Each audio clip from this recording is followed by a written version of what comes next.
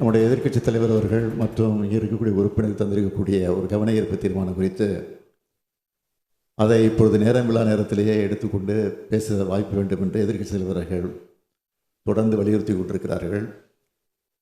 இங்கே நம்முடைய சபாநாயகர் அவர்கள் அதற்கு வாய்ப்பில்லை, இருந்தாலும் பதில் வந்ததற்கு பிறகு முடிவு செய்யலாம் என்று சொல்லிக் கொண்டிருக்கிறார். எனவே அந்த பிரச்சனை குறித்து நீண்ட நேரம் விவாதித்து கொண்டிருப்பது நேரம்தான் வீணாக சென்று கொண்டிருக்கிறது.